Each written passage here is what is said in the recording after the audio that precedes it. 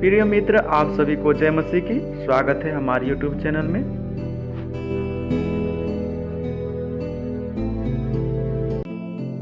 अड़तीस वर्ष के रोगी को आशा टूटने के पश्चात भी एक अद्भुत चंगाई मिलती है। यूहन्ना रचित सुसमाचार 5वें अध्याय में हम यह घटना पढ़ सकते हैं। यरूशलेम में भेड़ फाटक के पास एक कुंड है जो इब्रानी भाषा में बेतसदा कहलाता है और उसके 5 ओसारे हैं। इनमें बहुत से बीमार, अंधे, लंगड़े और सूखे अंग वाले पानी हिलने की आशा में पड़े रहते थे, क्योंकि नियुक्त समय पर परमेश्वर के स्वर्गदूत कुंड में उतरकर पानी को हिलाया करते थे। पानी हिलते ही जो कोई पहले उतरता वह चंगा हो जाता था, चाहे उसकी कोई बीमारी क्यों न हो। वहाँ एक मनुष्य था जो 38 वर्ष से बीमारी में पड़ा था। यीशु ने उसे पड़ा हुआ देखकर और जानकर कि वो बहुत दिनों से इस दशा में पड़ा है, उससे पूछा, क्या तू चंगा होना चाहता है? उस बीमार ने उसको उत्तर दिया कि हे प्रभु, मेरे पास कोई मनुष्य नहीं कि जब पानी हिलाया जाए तो मुझे कुंड में उतारे, परंतु मेरे पहुँचते पहुँचते दूसरा मुझसे पहले उतर पड़ता है। यीशु ने उससे कहा, उठ, अपनी खाट उठाकर चल फिर। वह मनुष्य तुरंत चंगा हो गया और अपनी खाट उठाकर चलने फिरने लगा। यूहन्ना 5 अध्याय 2 पद से 9 पद। यह अपनी कल्पना द्वारा बनाई गई कहानी नहीं है, यह इतिहास में घटित एक घटना है। एक बड़ा कुंड जिसके चारों तरफ 5 ओसारे हैं, यह लोगों के बैठने और बात करने का स्थान है। यहाँ बड़ी भारी भीड़, बड़ी धक्का मुक्की और हुल्लड़ रहता है।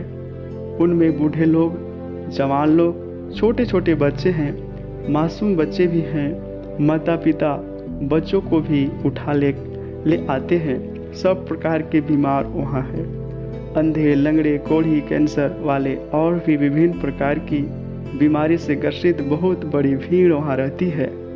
24 घंटे वहाँ पर शोरगुल रहता है। मेले के स्थान में हम जानते हैं कितना शोर होता है। पुण्य स्थानों में लोगों की भीड़ रहती है, उनमें से हजारों लोग रोगी, भीख मांगने वाले, अंधे और बहरे होते हैं। तो फिर यहाँ की बात का कहना ही क्या है। मनुष्य की इच्छा छोटे रास्ते से काम कराने की होती है। कुंड में उतरने से चंगाई मिलते हुए देखकर अपने बीमारों को फिर क्यों साथ नहीं लाएगा।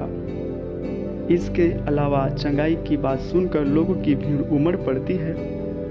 तब तो एक कुंड में उतरने से चंगाई मिलने की बात सुन के कितने लोग जमा होते होंगे।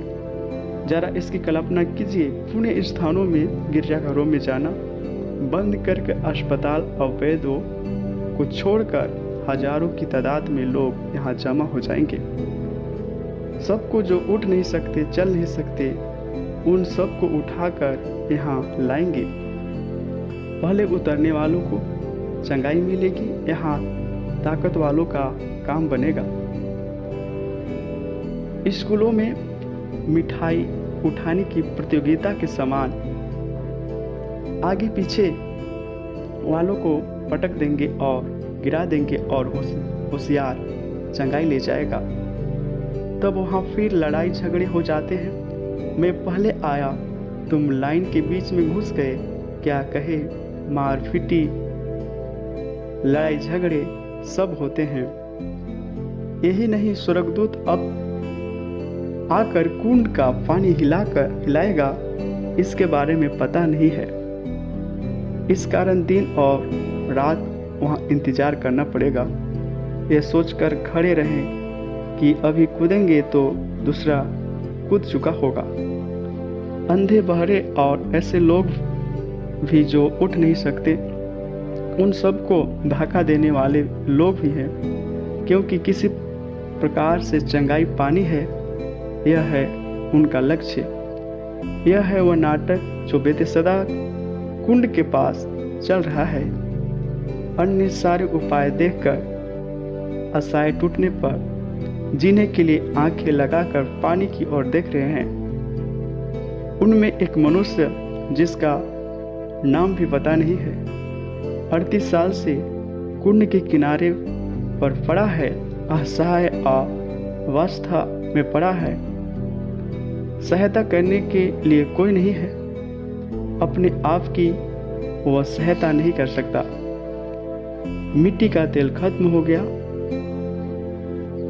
दिया बुझने वाला है, बत्ती से धुआं निकलने पर है। अब इस बत्ती से धुआं निकला तो तकलीफ बढ़ जाएगी। उस समय यीशु मसीह का वहां आगमन हुआ। केवल उसी के पास हमारे प्रतिदिन के जीवन में साधारण सुनने वाले कुछ शब्द हैं। अरे यह मर जाता, नाश हो जाता, अरे फायदा ना होता, यह शादी नहीं होती, इनसे शादी नहीं करता, वह आत्महत्या नहीं करता, यह लड़कियां पैदा नहीं होती, ऐसा कहकर अभी भी शायद करा रहे होंगे। क्या आप अपने लिए बोझ बन गए हैं? आप अपने को बचा नहीं पा रहे हैं। सहायता करने के लिए कोई नहीं है। आसपास वाले आपकी निंदा कर रहे हैं। आप पाप के अधीन होकर निराश की वादी में उतर चुके हैं। पाप के भयंकर दर्द को आप सहन कर रहे हैं। आपको कोई नहीं चाहता। शराब के सेवन से जीवन बर्बादी में पहुंच गया है। भूखमरी और बीमारी एवं दुख आपको खाए जा रहा है। मालूम नहीं कि अब क्या करें। इस मनुष्य की भी स्थिति कुछ यही थी। 38 वर्ष तक उसने आज नहीं तो कल चंगाई मिलने का विचार किया। आज आशा टूट चुकी है। उसको यहाँ पहुंचाने वाले वर्षों पहले उसको भूल गए। इस परिस्थिति में यीशु मसीह उससे बात कर रहा है, उसको सांत्वना दे रहा है। Thank you, God bless you.